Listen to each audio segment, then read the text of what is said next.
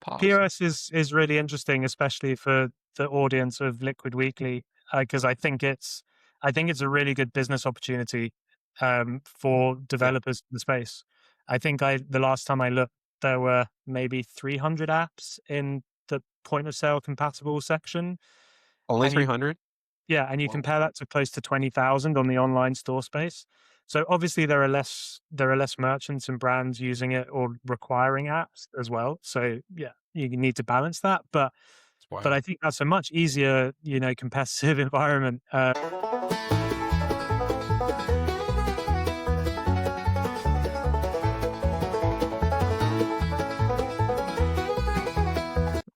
Hey everyone! Welcome back to another exciting edition of the Liquid Weekly podcast. I'm your host, Carl Meister. And with me, as always, is my New York trotting, globe trotting, travel fiend friend, Taylor Page. Good morning. Good morning, sir. How are you? Good. Taylor, have you ever been to a store and saw something on sale and been excited to receive a discount? Oh, man. Have I ever? It's the best. Yeah, so there was a discount at Kroger last week. I'm going to go on a little rant on these Kind bars, and I put in an order for 6 of them because a buy one, get one half off. Needless to say, they sent me the wrong ones. I'm on a very specific diet, so I cannot eat them. I was very disappointed, but the man we have with us today will not disappoint us because he is a co-founder of Discount Kit, an amazing app that helps with all things discount related on Shopify. Sammy, Isseyegh, welcome back to the show. Thanks for coming. Yeah. Thank you, Carl. Thank you, Taylor. Nice to be back on Liquid Weekly. You guys are just in the ecosystem now. You're just part of it, right? So We're just a drop in the bucket. yeah, just part of it. That's it. Well, I'm excited. you've been to on chat the shop. podcast circuit too, man. So Yeah. congrats on that.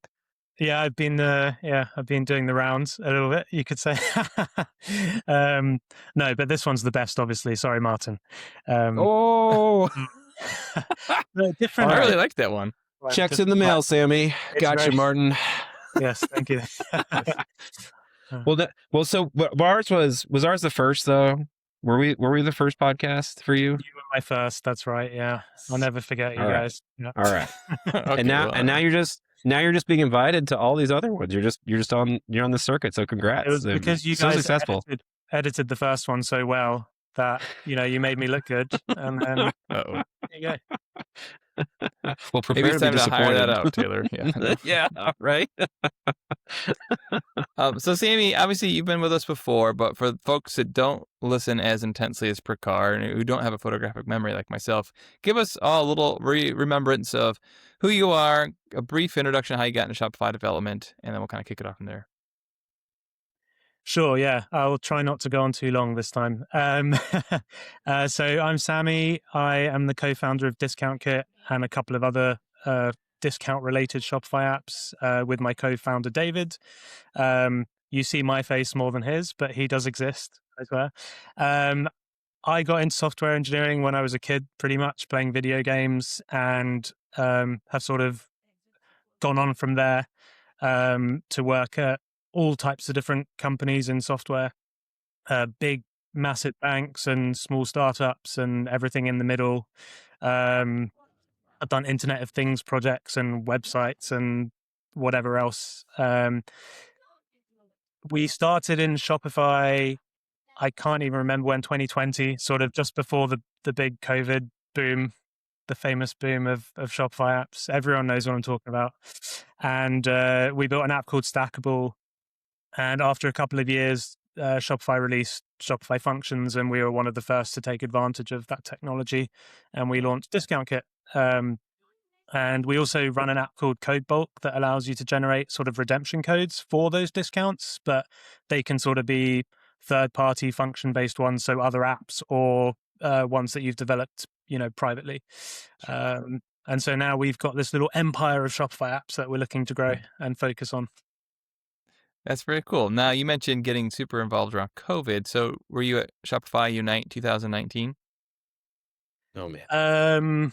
No, I was not. I was not there. I've only been to Unite that they did. Do you remember when they split it into 3 and they did one in Australia, one in the UK, one in Yeah. or two, one in Canada, one in the US. Yeah, I went Those were to the that. last ones they did before they took that hiatus. Yeah. That's right. Yeah, yeah. That was great though. That was good fun. Apparently not as good as the old Unites, but as everyone was telling me, it's still good. Yeah. I'm just always looking for leverage over Taylor, but it's okay that you weren't there. Thank you. Yeah.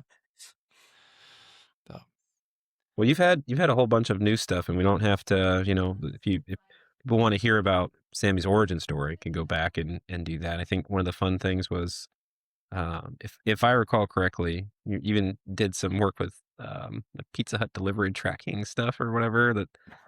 So that like cool stuff with that. But want to talk about a couple of things today, right? Like as far as that goes. So I might be jumping a little too far ahead. So Carl, stop me if I am. But I think one of the big things we wanted to talk about, y'all, you were listing the apps.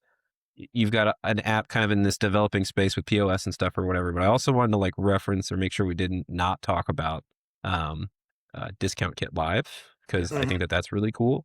So maybe we could talk about that just a little bit before we start jumping into some of the POS stuff. So you guys are not just building new apps, like you're also building up the existing apps as well to be more robust or what have you, kind of type thing. So I'm excited for kind of how y'all did that. I don't know if you want to talk about Discount Kit Live a little bit, what it is and why it's really cool, especially for freelancers and people building on Shopify and stuff. I think that's probably like the most value there.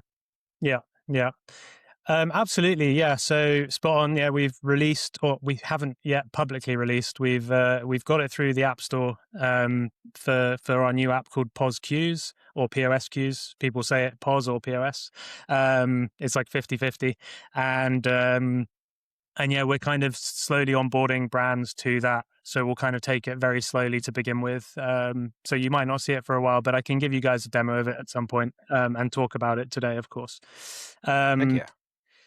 Discount Kit, yeah. I mean, we're constantly trying to improve Discount Kit. Day in, day out, we're pushing improvements. We have not stayed still for one day. And I think that's why a lot of brands like us and trust us. We do try our best to keep on top of things that Shopify release, as long as they kind of conflate with our vision. We want to make sure that we do have our own product vision. We're not just kind of blindly developing features. I think Discount Kit Live is our biggest release in recent times, but it's only really a phase 1 point so far, and a little bit of background as to why we built it and what it is. I think for some reason, I really can't pinpoint it exactly, but Discount Kit became really popular with the bigger stores, with like plus stores and very big plus stores, maybe even enterprise stores, you would say. And I think the way that those brands work on Shopify is they normally have agencies working with them or freelancers working with them. And, those people are not cheap, and, rightly so. And they're trying to build special experiences online. They're not trying to build this out of the box stuff. And so even though we do have out of the box stuff, like a gifted purchase widget and a volume table and the likes, what we found is a lot of people just weren't using it and they were just building things themselves. And it was like a consistent pattern where, we'd get in touch with an agency that was doing a build and we'd look at what they'd done, and they were basically replicating the discount logic on the storefront from scratch. And we found like there was a bit of a pain point there because it wasn't, where does the data come from? What happens? Do you have to schedule theme changes at the same time as discounts and all this sort of stuff? And so we kind of built up this idea of Discount Kit Live. And I think the best way to describe it is we wanted to make discounts and promotions like another primitive that you can use in Liquid. So just like you have a product drop or a collection drop or a lazy product collection drop or whatever these types are, you've now got like a discount summary that's available. And the purpose of Discount Kit Live is to keep that data that's on the storefront or accessible on the storefront in sync with all of your discount codes. So that includes, or automatic discount codes, I should be specific. That includes Shopify native discounts, Discount Kit discounts, and also third-party discounts. Obviously, there's different amounts of data for each of those. But for example, you could just be using a Shopify native discount, and this will pass the data through to the storefront for you, so you know what products it applies on, etc. On top of that, it kind of puts the data in the right place. So it puts the data on collections and on products, so you can kind of access that data where you actually need it in real time.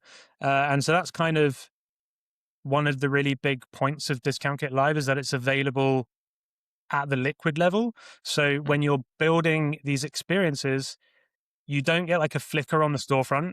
You can build it in liquid, so it's rendered server side. It doesn't have this cost, this performance cost on the storefront, which was so important for us. And there's so many other benefits, like search engines scraping pages, AI agents scraping pages. If you want that data in like a JSON LD structured data, you've got to have the information server side in today's world. Let me ask you real quick, just to make sure I'm understanding that mental model of what you're doing. So Discount Kit Live, essentially, so you're taking all the data about discounts across many different systems, Shopify system, other apps, things like that, and you're presenting it in a unified way to any other theme or app that may want to access it, and you're doing it in liquid, so it's server side and metafields presumably or something, so that information is available right from the get-go.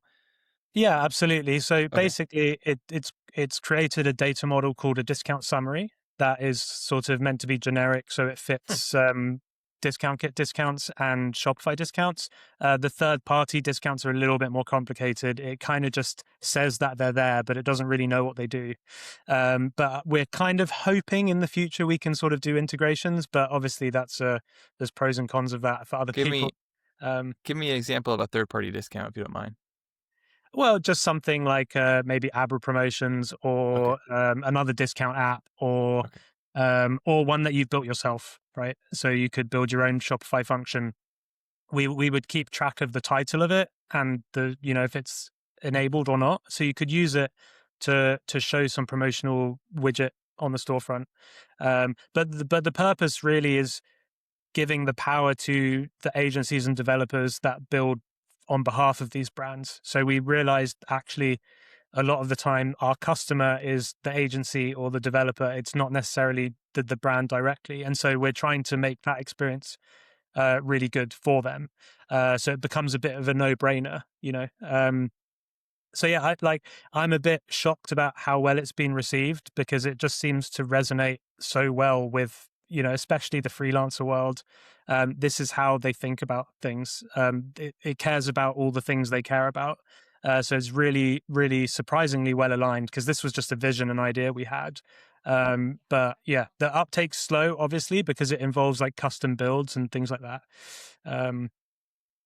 Hopefully we'll get Taylor building on it soon if he hasn't already. That's right. I've been playing, but I haven't got to push anything live quite yet. Hey, Shopify app developers, this one's for you. When's the last time you took a real break? You know, the kind where you're not constantly checking your support tickets on your phone every few minutes? Well, there's a team that's making that possible. The Support Heroes. Since 2020, they've helped over 100 Shopify Plus apps across 40 developers, earning their reputation as the leading outsourced customer support service for Shopify apps. Their team works 24/7, 365 days a year to deliver real empathy and real expertise. And they do this so developers can focus on building, growing, or honestly just getting some well-deserved rest. If you feel already stretched thin or tied up in support queries, this is the perfect moment to plan ahead. Let the Support Heroes take support off your plate while you focus on taking your project to the next level. So, but that is, I do love this kind of like newer push into apps actually making stuff accessible for people building on storefronts. I'd love being able to grab stuff from metafields or a meta object or whatever it is, so that way we can, do with it as we will. Because as a developer, who's mainly messing with a storefront, like I don't want to have to mess with discounts. So like if you can handle the logic behind the discount and I just get to play around with how it gets presented and make sure that it works, I think that's awesome. I love that about that. So like you said, there's so many of those instances, and not just from that standpoint. I'll pick on reviews, for example. There's plenty of reviews providers. I just migrated off with another merchant I work with, because everything was JavaScript. And like you had mentioned too, it's really important we can access that data from server-side, rendered side, because we don't want you to wait for JavaScript to come in. Mm, We don't get anything there for our structured data content, anything like that, and so we need that stuff mm. sooner than what we can get to it with JavaScript. So there's a lot of benefit there from Yeah. introducing that into the workflow 100%. there. It becomes like a bit of a janky experience where you have Mhm. it's more the old world where you download the JavaScript, which is probably way too bigger than it needs to be in Yep, reality, and then yep. it's an API call. And meanwhile, the page is rendered and the shopper is looking at the page, and then suddenly there's a flash and everything changes, and there's Oh, by the probably way. content layout shifts, there's Mhm. all this stuff going on. Um, and yeah, so we worked really hard on just making sure we get the foundation right. And the other thing is, I mean, Carl, I'm sure with the promo party, merchants have so many different expectations on user experience that it's really, and I say promo party just because I know gift with purchase so well.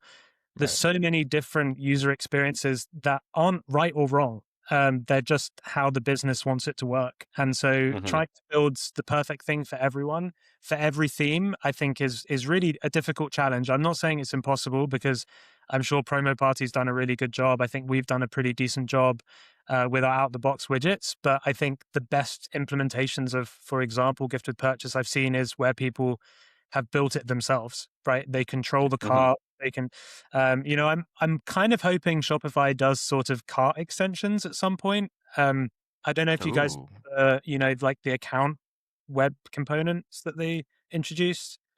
Yeah, I have this idea in my head of like, oh, could they do like a cart one and then allow apps to build cart extensions? that would Wouldn't be that? so cool. And then the They do theme, need to they do need to add it so that way we actually have, like, custom events and stuff from that, 'cause that was not that's already my first ask is we need custom events, and that's definitely the piece to it, especially if mm, you did something like the cart. Um, mm, that would be just monstrous. Yes. But they are doing, maybe they're introducing the very early beginnings of this or what have you, because we do have, the early starts for, storefront events, right? hmm Um, there's a couple of things in there for that, for, like, cart events specifically. I think did Ben say on Twitter pretty recently here? Ben Sale had said that, like, they yeah. just were getting it merged into Horizon, so I'm very excited to see that. Yeah, I keep bugging Ben on Twitter. I'm sorry if you watch We'll this, all Ben. keep it up.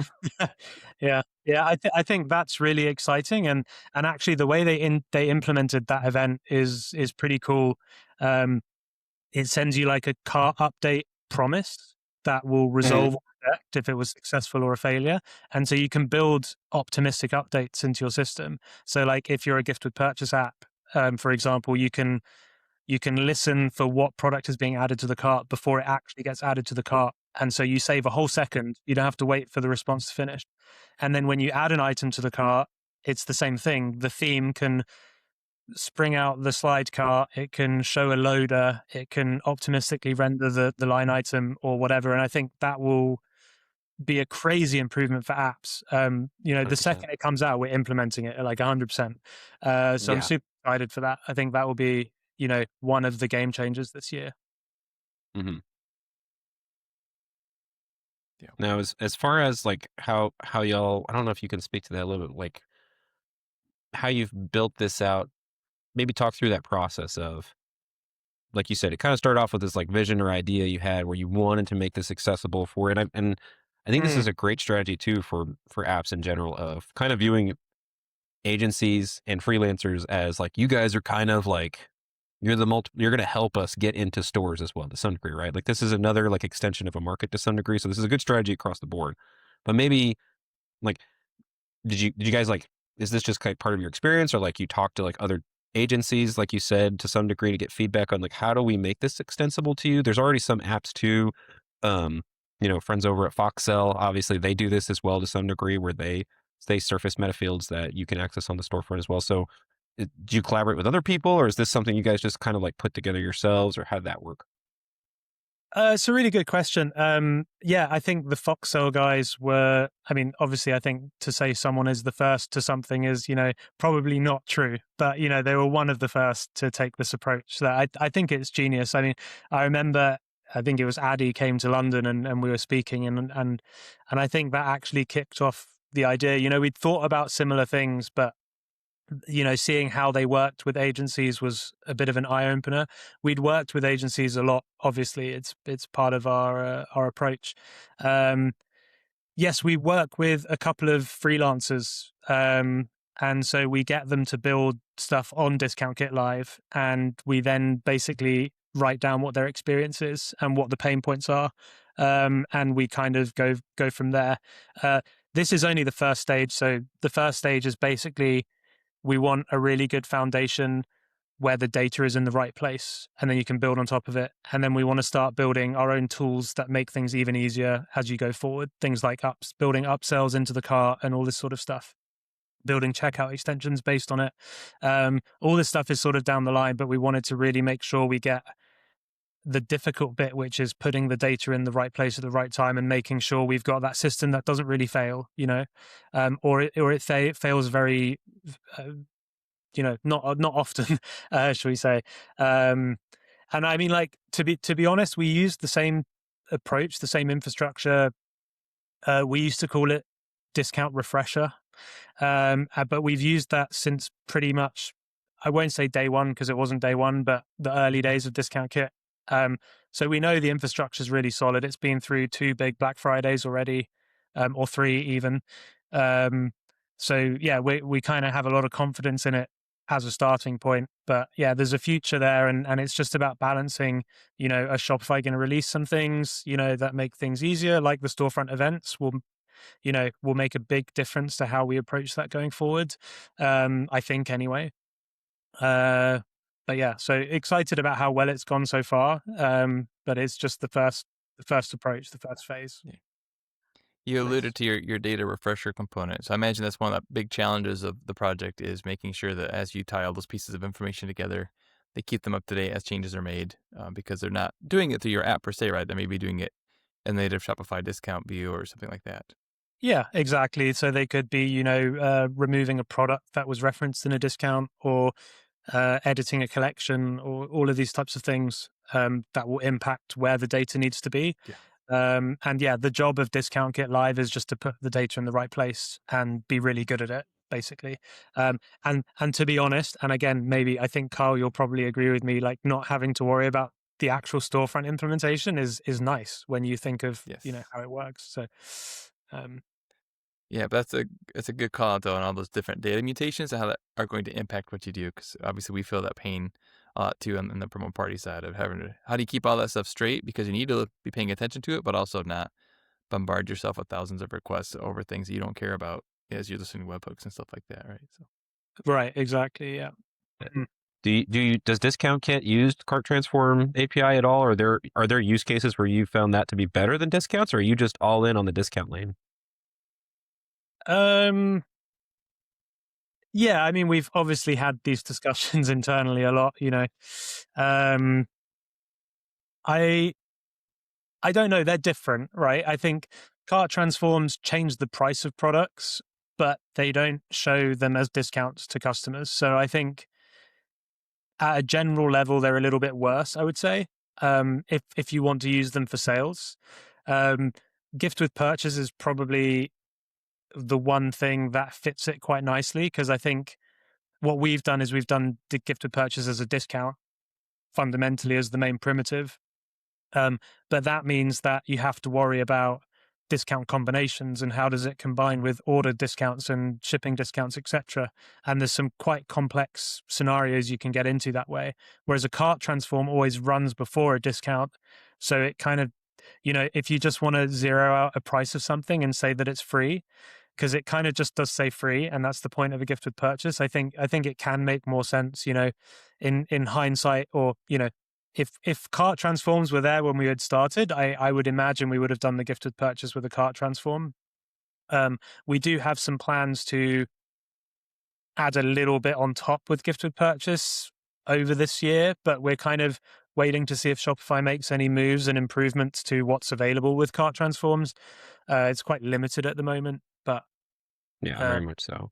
But so it's probably more of a strategy realistically than anything else, as far as you could, but like for the most part, it's kind of like if you're in on the discounts and how that just works with whatever business strategy they're going with. Yeah, I think it's like one tool that you have to mess around with discount combinations. So discount combinations are not granular at all.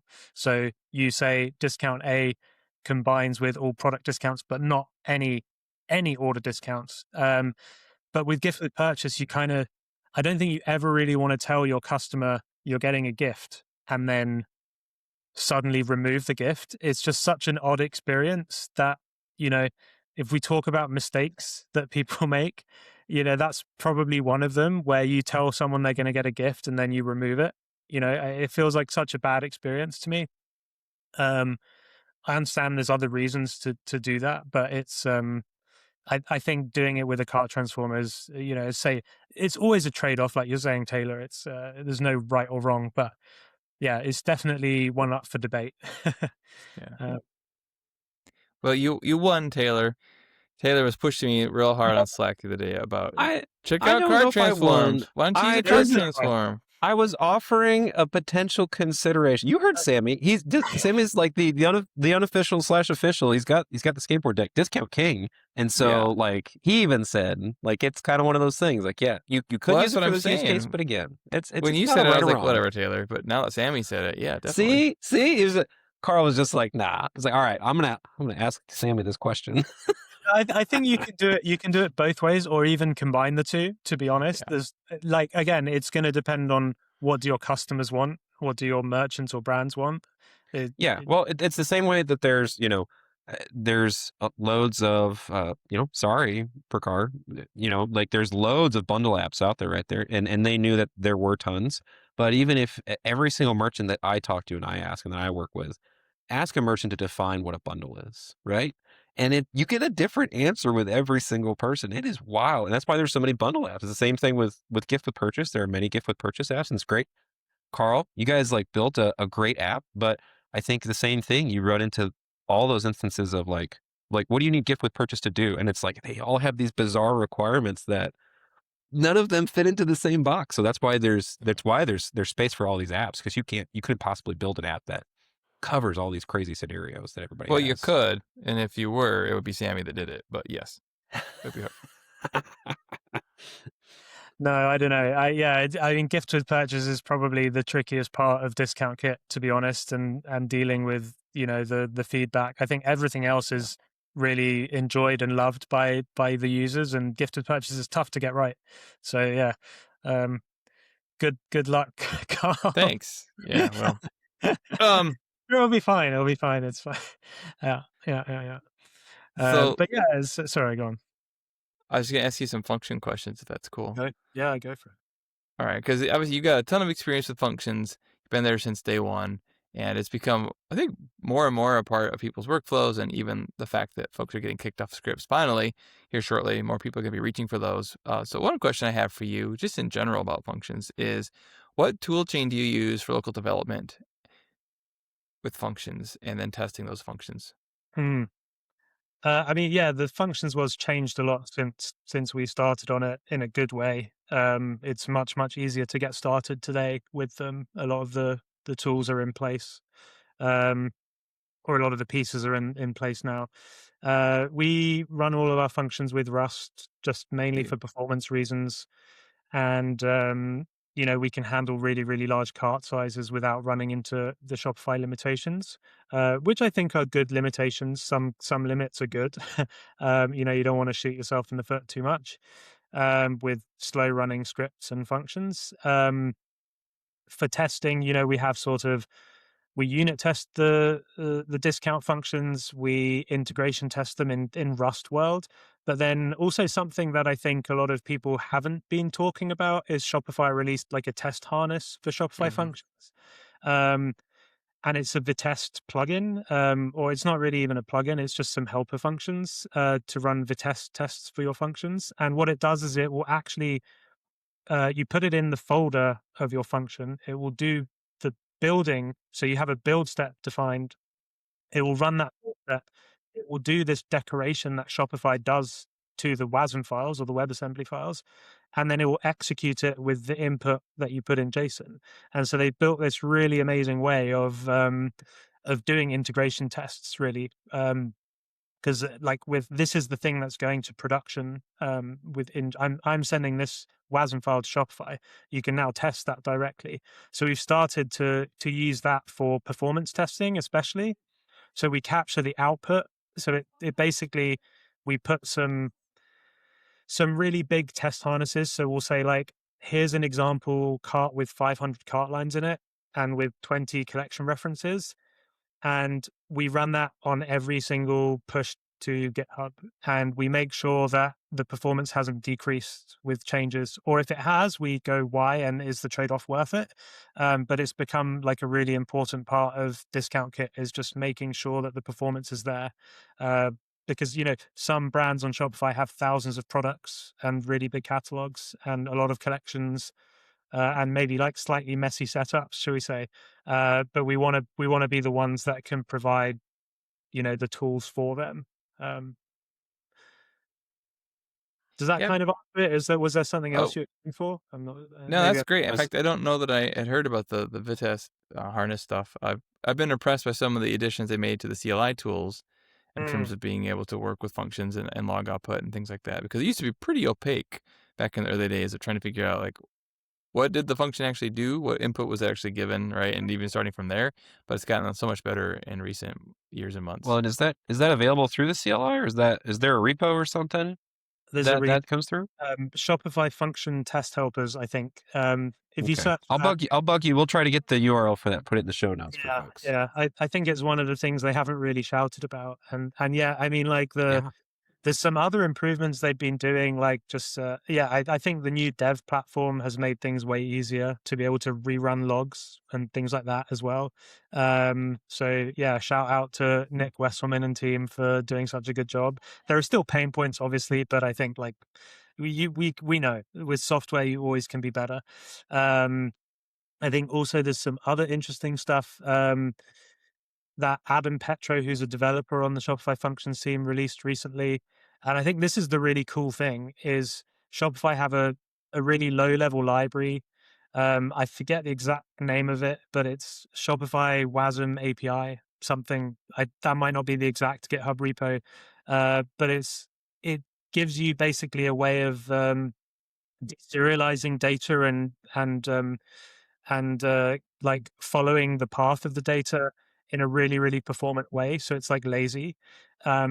And anything they push to this, like if you use the Shopify libraries, you get those advantages, those performance improvements. And I saw even just the other day, like, especially this guy, Adam Petro, is always doing these little performance improvements. So you kind of have the weight of a Shopify level developer with you while you develop functions, which I think is pretty cool. They're still investing into performance. So I don't know. I love that kind of stuff. I'm a nerd. What can I say? So yeah, there's lots of stuff that's still being worked on. God. You're mentioning how you write all your stuff in Rust, which to most of us that don't have any reason to learn Rust, I think was like, well, we're never going to do that, especially now that JavaScript is an option. But it's something I've been thinking about because, with the AI tooling now, it really wouldn't be that hard probably to convert an existing script from JavaScript into Rust, and then to even be able to get answers about how it's working and continue to develop the mental model without being a Rust expert. So I don't know if that barrier to entry seems a lot lower now than it did when they first came out. Carl, I figured you would have just rolled out Rust just because you don't like JavaScript so much. Well, you can. I can write anything other than JavaScript? Okay. You can run Ruby into WASM, and so I'm debating, is it worth putting the effort into figuring out how to hook that pipeline up for myself? I don't have any knowledge or information about this, but my best guess is that eventually you will be able to use plenty of different languages like Zig and Go and Ruby. It's just a matter of time. There's the whole garbage collection thing in WebAssembly, I think, is kind of starting to become fixed. So that's quite exciting as well. There might be better languages than Rust next year. It might be, you should write your function in Zig or in Go. All non-TypeScript languages, or Ruby, for example. Ruby would be great. It would. Yeah. Well, Rust was purely for performance, right? Like that's why it's like the recommended. If you can do it in Rust, do it in Rust kind of type thing. Yeah, it's for performance, but it's mainly that its integration with the WebAssembly ecosystem allows for that performance. Doesn't. I mean, Shopify built a tool to write JavaScript that compiles to WASM called Javi in this sort of like subset of JavaScript, I guess. Mhm. But it's JavaScript at the end of the day. It doesn't have types, and it's always going to be less performant. It's just the way it is. Right. So yeah, there's other things like assembly script that I know some people on the Shopify team used to really be into. But again, I think there's this battle between like file size and performance and, developer ergonomics. And I think Carl's right. I think, in this new AI world, does it really matter? You know, as long as you've got your test harnesses and you can just write them in JavaScript in Vitest now. So, you know, create your specs like that and tell an AI agent to go and create it. I'm sure it would do a decent job. Did you catch that, Taylor? Sammy said I was right. I'm gonna get a T-shirt with that on it. Yeah. Sammy said I was right. Putting too much weight on my words, Carl. I think. Thank you. We just need to start keeping a small scoreboard. That's all. This is a very healthy friendship over here. Yeah. Yeah, I can tell. Friends keep score. That's what I'm trying to say. You need a literal scoreboard in the back.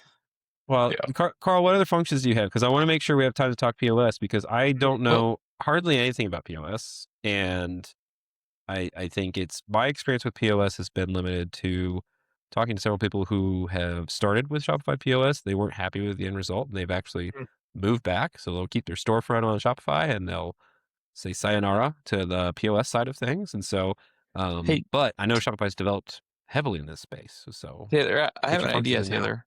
Taylor. Here's my idea. Why don't we transition to talking about POS now? I think Taylor would really enjoy talking about that, and I know I'm always great right idea. because Sammy's confirmed that. So yeah, let's transition to That's a great POS. I could idea. talk functions think all that- day, and maybe we will someday. That would be great. super interesting to talk about POS. So that's Yeah, well, POS. I think POS is really interesting, especially for the audience of Liquid Weekly, because I think it's a really good business opportunity for developers in the space. I think the last time I looked, there were maybe 300 apps in the point of sale compatible section. Only And you- 300. Yeah, and you Whoa. compare that to close to 20,000 on the online store space.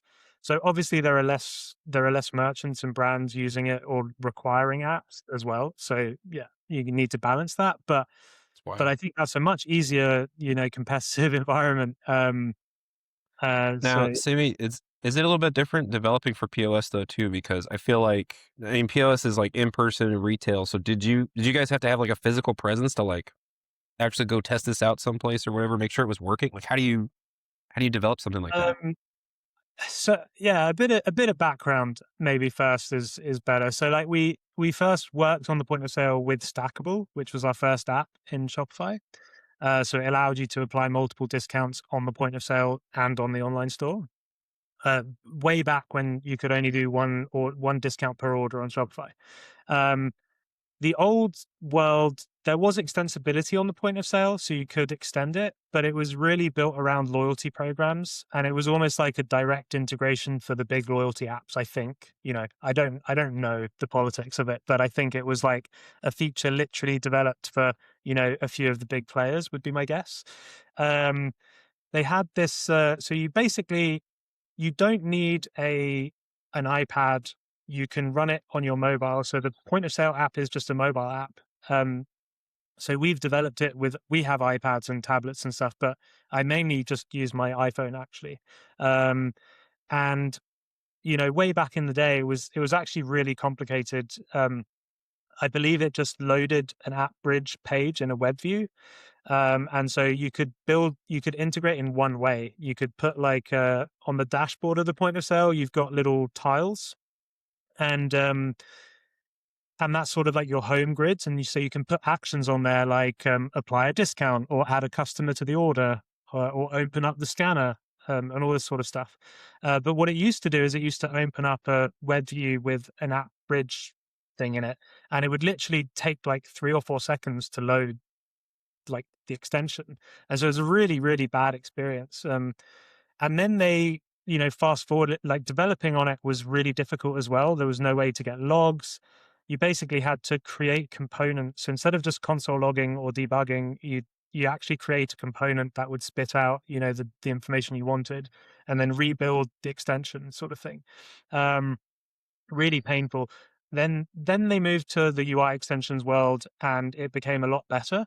And so we worked with the point of sale teams on them releasing the UI extensions for point of sale, and that was significantly better. And like, I'll say native components, but in mobile app world, it's not actually native. I guess they use React Native. I mean, like native Shopify components. So they render it as if it were part of the mobile app. Crazy fast. Like the difference is you tap on it and it just loads. Fast forward to now, you basically write these components in Preact in exactly the same way with Polaris web components that you would for a checkout extension. It's literally exactly the same. And it's literally so easy. You just do, with the CLI, you can hit P as a shortcut to open up the preview. That gives you like a mobile QR code, and you can just scan that on your phone, and it will open up your little tile or component on the point of sale. It's super smooth. Okay. It's super nice. I recommend it just for fun, honestly. I was gonna say I kind of want to just try this out just for the experience. That's cool. It works so much better than it used to, honestly. And there's obviously a few pain points there with like the Polaris UI components. It doesn't have all of the same properties as like the checkout extensions or the admin UI extensions do, but it does have a lot. You can build a lot. And yeah, so logging something out now just logs to your terminal in the CLI. So it's super easy to debug. I would say it's almost hot reloading. So you make a change and you can basically see it. I say that there's a couple of caveats. It's a little bit janky, but I mean, that's just mobile development, I think. Yeah. So yeah, it's just like, it's just an amazing improvement. And then what they've done recently is, if you look at, I'm going on and on about it. I love these guys, honestly. The last 6 months, like what they've done, like they've released like 2 new versions of the point of sale app. So I think they just released version 11, which is super snappy. I think they basically built it from the ground up again for performance reasons. They released all of these UI extensions. The extensibility, it used to be just like a tile on the home grid, but now you can add extensions to the customer page, to the product page, to all of the different experiences, like the post-purchase experience, the post-return experience, the post-exchange experience. Like any way you can imagine, you can now extend with essentially little JavaScript files, which I think is so awesome. They've built this extensibility into like, I don't know if you've ever worked with these point of sale tools ever in the past, but I've worked with a lot of them, and like they are janky. They're old tech, So like to have something like this, to be able to extend it for basically whatever workflow you want. And then I think they also released literally just a week ago, like this hardware component, which is like, it's called the hub, and it connects like all your scanners and stuff to this box. So it connects like a scanner directly to the point of sale, so you don't have to worry about Bluetooth connectivity and stuff. I haven't played with that, obviously, but it looks really nice. They hinted at that at the Renaissance Editions update or whatever. Right. I was like, okay, I don't know what that means, but like it seemed like it was a big deal. So, but that's pretty cool. That's handy. Nice. I just think it's like if you actually write out all of the improvements they've made, that's all within a year, 6 months, whatever. Like that's a crazy investment of engineering effort, Mm-hmm. Yeah. Well, like I said, from my experience, of people not being super happy with. I mean, I feel like this is where it starts to turn around. Like you can get developers excited about developing on it. At that point, now all of a sudden, it starts to become like a really viable place. So that's really cool. Yeah, I remember back in 2019 when I went to Editions at Shopify Unite, in Toronto. We were talking about this quite a bit because I was just getting into Shopify Development full time at that point. And a friend of mine was like, look, you got to go after the POS app store because it's so less, so fewer apps compared to the main app store. I was like, great. So I flew home from Toronto from Shopify Unite, where I was at, Taylor, and flew home and bought myself an iPad, Micro Center. I was like, this is it. We're going for it. But man, it stunk. It sounds so much better now. I never did release an app that way, but Maybe now. It's like there's a reason there's only like 12 apps in here right now. That's right. Because it's like, Well, you know, I mean, it's a slog. even the 300 apps on the App Store, they mainly, if you look at them, they mainly work on both the point of sale and the online store. So I think if you were to build specifically for the POS, that's a really big opportunity. There's so many use cases. I never worked in retail, and we came up with stuff, Yeah. but it's a really exciting time, I think. So yeah, I mean, we started on it just by I remember I was with my girlfriend and we were buying a lamp in like a furniture store, and this store had this really old school point of sale when we went to buy it, and it was an item that had to be ordered in because they didn't have the color we wanted or whatever. And this poor lady at the till was like, she had like sticky notes all around her computer that had like, here's what the delivery time looks like for this type of product, and this is the weight that goes in. And I was like, this is crazy. And it's like this old piece of tech, it's like an Excel sheet type of thing she was maneuvering around. I think that was when I actually came up with the idea for POS queues. Was like, there's this fundamental thing where like people need information, like random information. So now you can put those queues wherever you want in the point of sale. Okay. But those queues are like informational, they're data collection. So you can build forms. You can basically build your own forms anywhere and put them anywhere on the point of sale, including taking pictures and uploading them to Shopify files. And also it does upsells. So sort of gift purchase, spend $100 and it gives the staff member at the till. So it's like a bit of an everything app that we've come up with that just fits into all of those points. But I think it's quite cool. There's a lot of workflows that you can think of, like repair shops, maybe coffee shops, all these types of things. They all have completely separate workflows. So I think it's so cool that on the POS you can kind of build whatever that business needs, if that makes sense. So that's my little plug for POS queues. Yeah, it was this. After talking about like developing, and obviously we needed to talk about like the actual Yeah. app. So the main premise of the app is, like you said, it does a little bit of everything kind of type thing, but like the main piece of it is it's for storing or creating information, and it, so the idea maybe is you're a shop owner and you've got staff that works for you, and you've got an instance where somebody does need to, like, hey, we need to make sure we order something or whatever. We need to remember this. Maybe they can create a form of like, like add this to like the queue or whatever of stuff that we have to order out or whatever. Yeah, it's like I can imagine you need to take a photo of a broken phone for a repair or for an exchange, so you need to upload a photo. It's things like you need to inform your staff that there's delays in restock, so or maybe there's stock in another location but not here. Like literally, it could be anything. I think that's the beauty of it. That's why I'm excited about it. It's not. It doesn't just do one thing. But yeah, I can think of potentially hundreds of different use cases. Putting things like pickup times on an order, and then being able to read that in Shopify's backend or admin, and then maybe hooking that up with like a Shopify flow to send out a reminder email. So you can kind of think about how you can build all these little things together. So yeah, I'm really cool. So you can, I think you mentioned that earlier. So with POS, people that have apps that are for POS and also for the storefront. So you can kind of build for both. So you can like access stuff, like you can create flow triggers and stuff like that, or whatever kind of type thing from the app and stuff like that. Yeah. So I mean, you could. As I was more talking about, like you can. So through the app, you can put things like on an order in like a cart attribute, and then you can use that somewhere else in another flow. So you might need to talk to some other backend system to organize a delivery, Right. For example. And Shopify Flow is like a little bit of glue that works really well with meta fields and attributes, right?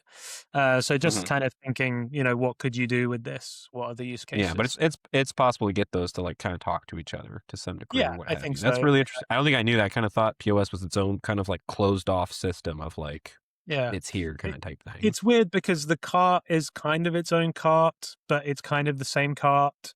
But then the order is the same. It's a little it's like more or less the same, but then you've got access to products and to customers and stuff, and so you can set a meta field on a customer, for example, from the point of Nice. Okay. sale, Cool. and then you can read that into maybe their online experience or maybe their customer accounts experience. So there's loads of stuff that have been opened up recently that, and honestly, I don't think anything really exists that handles any of those use cases, that we've gone through, like, at all. So it's like a complete open book. Um, I guess the other really nice thing is the partnerships team on the point of sale, or that part of Shopify. They're so helpful. Like, I can't Oh, explain, good. like, in terms of coming up with ideas, introductions to merchants, even sending newsletters to all the Shopify merchants, all this sort of stuff, is insanely helpful. So I really recommend, people look into it. I think it's a really solid opportunity. Do we have Yeah. a sense, Sammy, of how many merchants are actually using POS? I don't know. I wouldn't want to guess. I know it's probably in the hundreds of thousands. Oh, So that many. it's not quite in the millions, like Shopify merchants in general, but Yeah.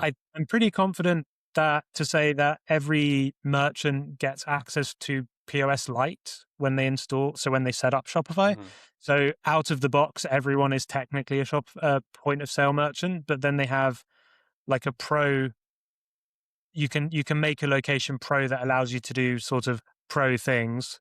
But technically, there's a wide range of, there's merchants that do like events, maybe one-off events or 2 events in the year, versus people actually having multiple physical locations, big stores like Gymshark or Glossier, or there's a lot of big brands on Shopify that use Shopify POS, actually. So it's quite a good way to get those big names using your stuff as well, I think. Yeah. 100%. Um, I'm gonna have to go buy a new iPad now. Find there an you go. It's excuse. also a good reason. Yeah. Yeah. That's the excuse. He said you could do it from your phone, but yeah, no, definitely. Yeah, get the iPad. My That's the Yeah. reason. phone's pretty They old were on too. sale at Sam's Club the other day when I was there, and I was They like, were? I just need a good reason. So now I'm gonna be like, listen, when I'm talking to my wife, I'm like, Sammy said this was a good business purchase. That's right. And you can write it off. Prepare for an angry phone call from my wife. Oh dear. Yeah. Very cool. Well, thank you for talking about all that in detail. Like I said, I feel like, a lot of us know a lot about, or just like forget about POS. Like, we know the web space well enough, and it's usually, themes or apps or whatever. And POS is just like nobody's really talking about it. But like you said, it's a really good space to start looking into, just because there is a lot of support. There's a lot of opportunity there. And it sounds like the developer experience has now just like 10x'd compared to where it was. 100%. So Yeah. I think the other thing is like the customers you get there, if you're impacting their business processes, their day-to-day, like what their staff use, they have to train the staff, right? Sometimes if it's complicated. So I think Jordan, you guys maybe know, he's also based in the UK. He runs like a stock taking app, and his merchants, his brands, they have to train their staff on how to use the software, right? Because it's an important part of their business process. But once they've done that, they're a committed customer to Primsicle, because they have to, the cost of changing to another provider, whereas like the cost of changing, from Discount Kit to Promo Party or vice versa is like takes 10 minutes. Not really. It's right. So that's another. Yeah. There's so many good things, at least hypothetically. We're yet to experience them. This is our first app, so in that space, but I have a good feeling about it. Yeah, it sounds awesome. We'll have to do a third edition with you on the show where we check back and see how did it go on the POS. How Sam failed at building a Shopify point of sale. No. Well, I was hoping it would be faster for you, since I know they recently said, I think app reviews are like basically 30-day timetable right now. Compared to what they were previously. I was hoping maybe, since it was a POS app for you, maybe you'd get fast tracked, because it is a It's smaller already queue. approved. But... It's already been approved. Killer! That's awesome. They That's improved awesome. it. They improved it in 7 hours. Oh, dang, nice. Well, it sounds like because you were already actively engaging with the team, and this is a motivated team to be like, let's get more Well, POS apps on the store. I think it's not that. Oh, I'm, okay. or I know why it is. It's built for Shopify. So if you're a built for Shopify developer, meaning one of your apps has Oh, the built for you get to Shopify jump the badge, queue. I think you go into your own separate queue, and like someone picked it up straight away. So I assume that queue was empty. So I mean, like, is there a benefit to built for Shopify? I mean, I was gonna say that's a this huge isn't benefit. not But discussed previously before benefit of built for Potential Shopify. benefit. potential This benefit. Yeah. is Yeah. it's either that or I, just because they saw it with Sammy and they're like, we don't even need to look at this, just like sign off on it, you know? no. I mean, we That's spent what a it long time is. making sure that it gets through the first time, to be honest. So Yeah. like we we've been in the back and forth world, and sometimes that can be painful. But yeah, I Yeah. mean, I wasn't expecting it. I think it's Dennis from Checkout Links. He also Yeah. got his new app approved in something like 10 hours. So I think that is a bit of a cheat code. The Yeah. getting built for Shopify, another reason to get built for Shopify. There you go. If you're Yeah. listening to this episode and you use promo party, please leave us a review because we'd love to get built with Shopify. But you have to get past I think it's 5 reviews, right? Before you can even apply. Yeah. E5. How many do you Yeah. have so far? 2. 2. Okay, that's almost halfway. That's right. 2 That's hard-won positive. reviews. Hey. Wait, did you say 5 star or It's 1 hard star? to get it. I wish that's a lot of people that, you know, it would be great if partners could leave reviews or if we had a separate system Yeah. for that, because there were so many instances where even for plus shops, when I'm like, hey, I know this developer and this app is great, like we couldn't have done X, Y, and Z without it. Can you like leave them a review? I even feel bad asking them like, stop what you're doing in the middle of the day for this or whatever kind of type thing. But Yeah. it is so meaningful, obviously, for developers that are spending all this time to get a review. So I, as the person who's actually implementing and using the app and building with the app, would love to be able to do that. But I do understand the Pandora's box that opens if partners can start leaving reviews. So Speaking of Pandora's box, I love talking about POS, but it's probably time to open the changelog box so that Taylor can feel like he contributed something to the discussion today. So knocking stuff over here. do you Yeah, want to go I'd there love now? to contribute Yeah. something. Yeah. So All right. Sammy, is there any other plug or anything that we missed between Discount Kit Live, and then also POS queues that you want to like talk about real fast? Yeah, sure. I mean, we are about to release a quick little change to all discount kit discount types. So you'll now be able to target a cart level attribute to toggle a discount on or off. So that's probably coming on Monday. And most likely it's coming on Monday or next week with an integration with something like Checkout Link. So we're looking to use that as a platform to integrate with different apps like Smile and Checkout Links, etc. We're also working on a second improvement to Discount Get Live, but I'll keep that hush hush. But that's coming out next week as well. And then another one recently we did was the ability to target nested or parent cart lines in a Shopify function or in a discount. Yes. Which I think is a one. good. I just had a support request escalated to our engineering team, and I just realized like a lot of these bundling problems can be solved really, really nicely with using nested products. So you edit your product page and you change like the form a little bit. It's like literally just, and now you've got nested items which display really nicely, at least in Horizon and Checkout. And then you can then target, the nested products and give them a discount, which you can't do with cart transform bundles. So I think that actually unlocks a lot of use cases, especially where you're building something custom, like a custom bundle builder and that sort of thing. Yep. Yeah, that was the missing piece for a while with like the nested, too, where first of all that we have even the ability to do that with the nested line items there from using the cart API. But then too, it's like, oh, we want to change the price, like make that dynamic or whatever kind of thing. Well, you can't really do that. But now, yeah, if you can target those or whatever, icing on the cake, Yeah. man. That's Yeah. awesome. Very cool. I was excited to see that. Yeah. Well, awesome. So we'll transition from there. Make sure to check those out. We'll include all the links as well in the show notes and stuff for all that stuff, because it's very good stuff. So yeah, you'll want to talk about changelog, or Carl begrudgingly lets me start talking about the changelog. No, So people love it. they do. I don't know. So I don't know. I don't know what y'all think about this or whatever. Obviously, like very big contentious type thing here, but legacy customer accounts are now officially deprecated. So that was recently released here. So they're not totally done away, but their days are literally officially numbered here. They have been referred to as deprecated. We don't have a timeline yet. But new customer accounts that are no longer new customer accounts, just customer accounts, are the way forward. So Shopify did that. And then, like we had talked about, that new Shopify account web component rolled out with that announcement kind of at the same time as well. So very nice, handy little inline component, very simple and easy to drop into. I think it took me less than 30 minutes to drop it into a store real fast, just because I wanted to tweak the styling. But other than that, like, it's not even 5 minutes. It's a very quick add-in. So the way that they've done it, set up very nicely. So there's that.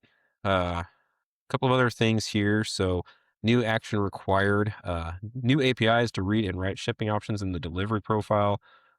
If you're dealing with these APIs for delivery profiles, just understand that is a new update as well. We'll include that in the show notes. I didn't dwell too much on that because I want to hit several of these things. Um, New thing, Sammy kind of alluded this to a little bit about all the changes that they're making here with Dev Dashboard. But you can now manage your dev previews on your dev store without leaving the admin, which is kind of cool. I think I'll try to find that as well, but I'm pretty sure Nick Westman shared that nice little preview of kind of how you can manage those dev previews, like directly from that little drop down there when you're running locally in the CLI. Had no idea what that was for previously, but there's actually some cool stuff you can do in there now. So that's very interesting to check out. Um, Another big one, there was a huge bunch of back and forth with this. JSON metafield values were limited.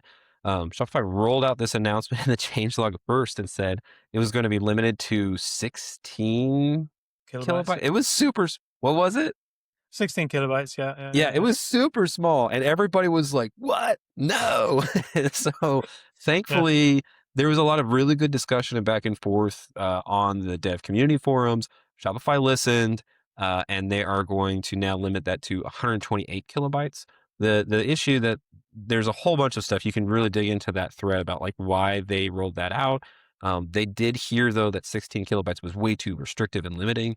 And it's going to be 128. I believe also they're going to grandfather in everybody else, but from 2026-04 and forward, when you're rolling that out with new metafield targets, I believe they're going to start implementing this restriction. So check out that thread. Really good discussion either way. Really good example of Shopify kind of rolling something out and actually getting some community feedback and backpedaling a little bit to clarify that. So Sammy, did you want to say something? Yeah, Taylor, I'm sorry. I just want to say as well to the guys at Shopify on that team. They got in touch with basically all of the apps that would have been impacted. So they did actually create a list of who actually has metafields greater than 16 kilobytes, and they did often jump on calls with all of them, which I think is like really above and beyond. It's huge. So yeah, something good. Yeah. So just to be aware, like especially when you're having those conversations, that it really, really highlights the importance of the dev community forums as well. That's where all that discussion took place. And kind of like we talked about as well, every changelog update actually gets an entry in the dev community forums as well. So that's again like why that really highlights the importance of making sure you're paying attention to both those spaces. Action required as well. Bare query strings no longer bust the cache for assets. So there's been a whole bunch of stuff done that people handled that in the past in order to like do some cache busting there. Just kind of be aware of how that's being handled now. There's some more guidance and documentation there. Another one real quick. I threw this in here just because, it's discounts. So, and we're talking discounts. Enhanced discounts support in the Shopify Functions cart.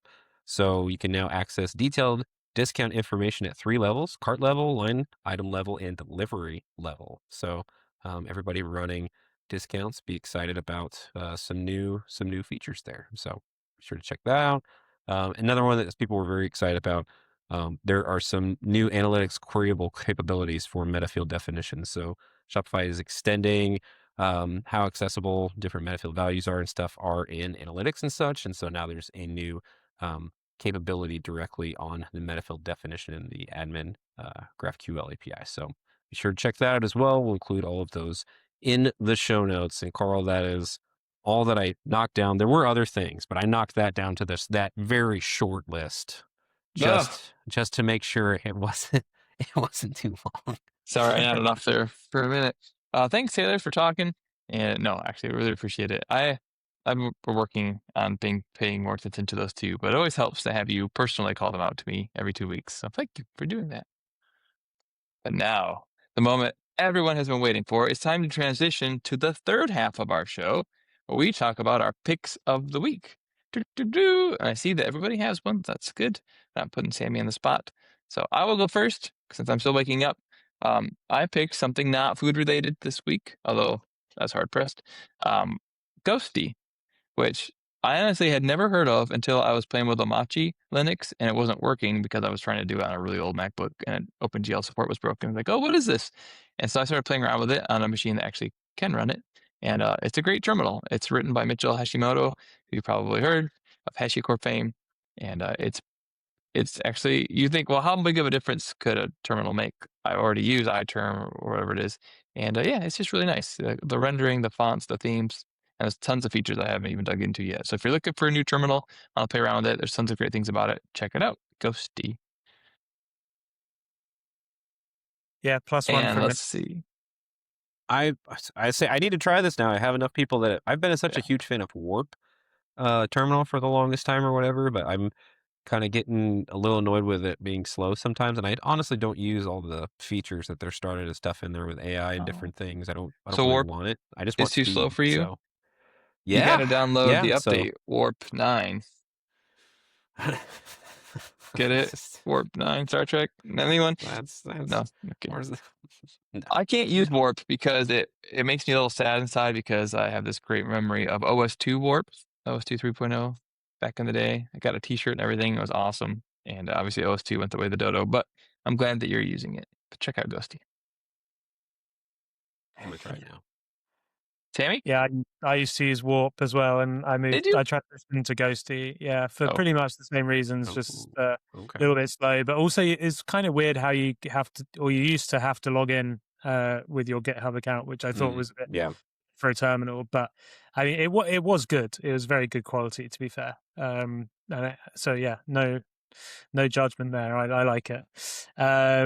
My pick of the week was Greptile, which is an AI code review software that you can hook up to your GitHub.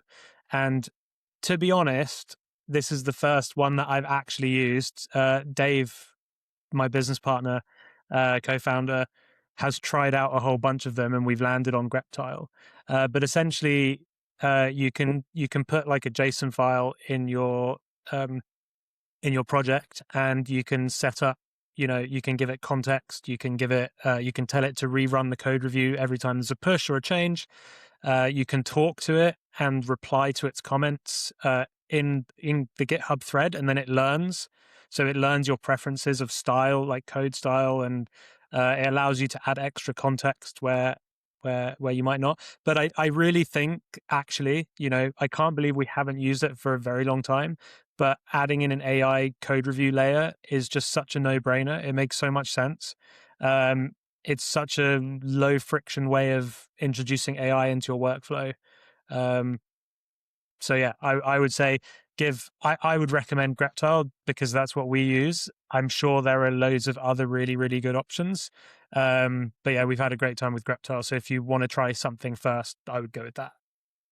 I've been thinking about that. I'm glad you brought it up. So when you were researching this, like, is there not a way to just automate this with GitHub Actions and the existing tools we already have? Like, do we really need a whole separate service like Greptile?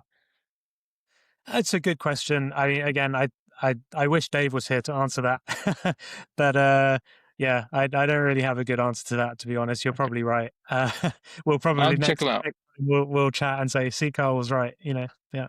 I did see, I think it was Hacker News the other day where they were talking about some changes to their pricing structure. So I meant to go give them a second glance just because I was reading about them, but it is nice. I think AI code review, like you said, is a no-brainer. Yeah, and also I like the general idea that if you're going to use AI to create the code in the first place, like have something like a separate AI double check it just to give you an extra pair of eyes. But if it's the same tool, maybe that's not so powerful because it will just say, yeah, that looks great. Claude wrote this. So, I wrote this. So yeah, it must be good. So yeah, it's super interesting, but it works so well, honestly. So I'm super impressed. Awesome. Very Well, cool. I think we've Have to done it, try that gentlemen. out. No, Any parting trailers. thoughts? I don't get my pick. We Oh, haven't- sorry. When You this is talked so for so long. rude. Go ahead, I think Taylor. we're running out of time, Carl. So maybe we should cut it there. Yeah. All right, meanies. So my pick is going to be Resend. So I recently discovered this thanks to AI because I was building a very quick little Next.js app, playing around with the catalog API, and it was a suggestion for how to handle contact forms. And I was like, oh, well, I love Tally for contact forms. I'm just going to drop this in. It's like, oh, like this Resend is very easy to use. And it's like, all right, whatever, man. And it works great. The interfaces are great, really nice as far as like setting up email and then just their dashboard and stuff or whatever. And so I already transitioned even to I got off of SendGrid for shopinfo.app as well. Like this very easy, like one shot kind of type situation, like transitioning away from my email. So I'm just moving everything that I use for email over to it. It's very, very nice, very easy to use. So if you're doing transactional email, or I know they have marketing email stuff or whatever too. I don't use it for that or whatever, but I'm sure it's just as good if you want to use that. I would check that out. So resend.com. Very happy with Nice. it so far. Awesome. Did you feel you got enough time to speak, Taylor? I don't want I got plenty of time to speak. Okay. Thank you. Awesome. Well, everybody check it out. Those are all good opportunities for learnings and checking out new things. Sammy, thanks so much for being with us again today. Yes, thank you. And for those of you that stuck with us, well, you've done it again. You've wasted another perfectly good hour. You could have spent hacking listening to the Liquid Wiki podcast. Thanks for joining us. We'll see you next week. In the meantime, happy hacking.